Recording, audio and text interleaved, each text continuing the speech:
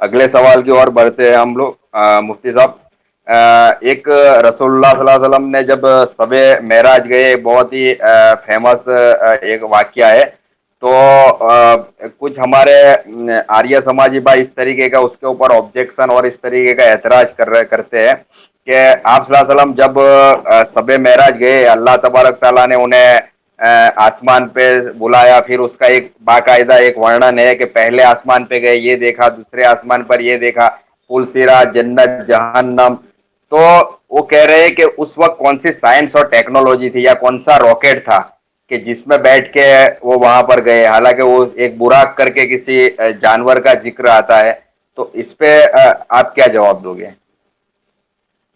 حیرت یہ ہوتی ہے کہ یہ سوال وہ کرتے ہیں جو یہ کہتے ہیں کہ ویدوں میں جہاز بنانے کی ٹیکنالوجی کا ذکر ہے. اچھا, ٹھیک ہے, یہ سوال وہ کرتے ہیں جب رامائن میں یہ لکھا ہوا ہے کہ سیتا جی کو جب راون نے کڈنیپ کیا تھا تو پشپک پہ لے کر گیا تھا.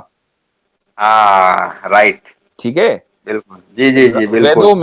ویدوں میں ایک ہاتھی والے جہاز کا بھی ذکر ہے, نہیں جس کا انجن جو ہے وہ ہاتھی جیسا ہے. اور اسی طریقے سے جو اچھا, سوریا بھگوان ہے اس کا بھی ایک جہاز ہے, اس کا بھی تذکرہ ویدوں کے اندر آتا ہے. بھائی یہ سوال کرنے سے پہلے آپ اپنی کتابیں پڑھ لیجئے, ٹھیک ہے, اس کے بعد پھر آپ سوال کریں گے, بہت اچھا لگے گا. بالکل بالکل. لیکن یہ نہ سمجھا جائے کہ یہ سوال کر کے ہم اب جواب دینے سے بھاگ رہے ہیں, ایسا نہیں. جواب ہمارے پاس ہے. تمام ایگزیکٹلی, مذہبوں کے اندر ایک بنیادی چیز ہے, جب تک کہ شرک اس مذہب کے اندر نہیں آیا, تمام مذہب اللہ تعالیٰ کی طرف سے آئے ہیں, جن کو ہم جس ذات کو ہم اللہ کہتے ہیں, دوسرے پرمیشور کہتے ہیں, کوئی گاڈ کہتا ہے. اللہ کی طرف سے کمیونیکیشن ہوا ہے, اللہ کی طرف سے انبیاء آئے ہیں, رسول آئے ہیں, اور ان انبیاء اور رسولوں کو اللہ تعالیٰ نے میریکلز دیے ہیں, معجزے دیے ہیں. ٹھیک ہے, ایسے ہی نبی کریم صلی اللہ علیہ وسلم اللہ تعالیٰ کے آخری رسول ہیں, اور اللہ کے اس رسول کو جو معجزہ دیا گیا ہے اس میں سے بہت سے معجزات ہیں. اس میں ایک بہت بڑا میریکل ہے, وہ یہ ہے کہ آپ معراج کے اوپر تشریف لے گئے, یعنی ساتوں آسمان میں اللہ تعالیٰ نے آپ کو سیر کرائی. اب ظاہر ہے کہ جس طریقے سے تشریف لے گئے اس کا ذکر حدیثوں میں ملتا ہے کہ ایک سواری تھی, اس کا نام براق تھا. سب سے پہلے ہمیں یہ سمجھنا چاہیے کہ جو میریکل ہے کیا وہ پاسبل ہے یا نہیں. بہت سے لوگ یہ کہتے ہیں بھائی میں میریکل وغیرہ میں بلیو نہیں کرتا ہوں. کیوں؟ اس لیے کہ میں کسی سپر نیچرل چیز میں بلیو نہیں کرتا ہوں, میں تو نیچرل چیز میں بلیو کرتا ہوں.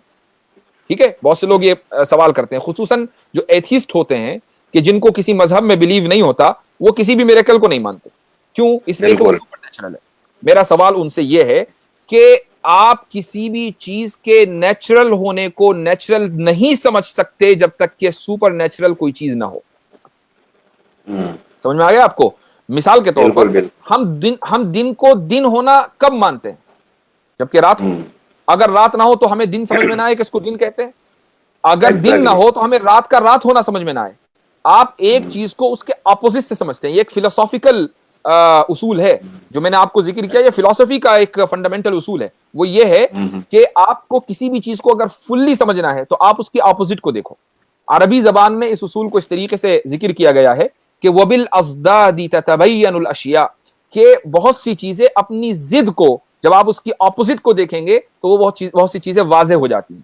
ایسے ہی آپ کسی بھی چیز کا نیچرل ہونا کب سمجھتے ہیں؟ جب آپ سپر نیچرل کو دیکھیں, جب آپ کسی چیز اس کے ان نیچرل ہونے کو دیکھیں.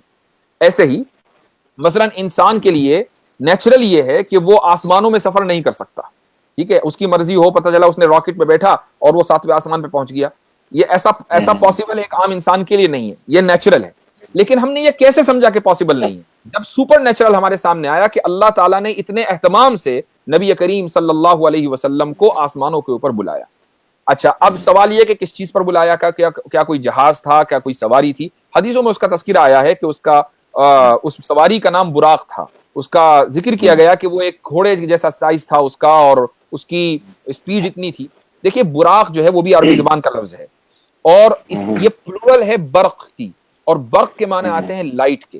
آپ آئنسٹائن کی جو تھیوری آف ریلیٹیوٹی ہے اس کے مطابق دنیا یہ جانتی ہے آج کہ سب سے جو تیز چیز ہے وہ کیا ہے؟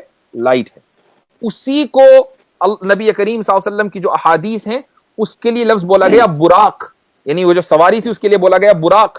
اور براق پلورل ہے برق کی, اور برق کے معنی آتے ہیں روشنی, یعنی اس سواری کی جو اسپیڈ تھی وہ لائٹوں کی اسپیڈ کے برابر تھی یا اس سے زیادہ تھی. تو اس ان احادیث سے تو جو آئنسٹائن کی جو تھیوری آف ریلیٹیوٹی ہے دراصل اس کی تائید ہوتی ہے. ہم تو سمپلی اس بات کو مانتے ہیں کہ اگر تاریخ میں ہمارے یا انبیاء کے ساتھ یا اللہ تعالیٰ کے نیک بندوں کے ساتھ اگر کچھ اس طرح کے واقعات ہوئے ہیں کہ ان کو دور بیٹھے کسی چیز کا علم ہو گیا تو اسی کو ہم میریکل معجزہ کہتے ہیں. یا اگر کسی غیر نبی کے ساتھ جو وہ انسان نبی نہیں تھا لیکن اللہ کا بندہ تھا اسی کو ہم کرامت بولتے ہیں. ایسا ہوتا ہے اور یہ اللہ تعالیٰ کی مرضی سے ہوتا ہے, اس میں اس انسان کا کوئی دخل نہیں. یعنی اگر نبی کریم صلی اللہ علیہ وسلم چاہتے معراج پر جانا اور اللہ سبحانہ و تعالیٰ کی مرضی نہ ہوتی تو آپ صلی اللہ علیہ وسلم معراج پر نہیں جا سکتے تھے, اس لیے کہ وہ انسان تھے, بشر تھے. اللہ تعالیٰ نے چاہا تو معراج پر گئے. تو اسی طریقے سے جتنے بھی معجزات ہیں, جتنے بھی میریکلز ہیں, وہ اللہ تعالیٰ کی مرضی سے ہوتے ہیں. اچھا میریکل کیا چیز ہے یہ بھی میں آپ کو بتا دوں. بھائی میریکل وہ ہے کہ جو انسان کرنا چاہے نہ کر سکے, اللہ کرنا چاہے تو کر دے.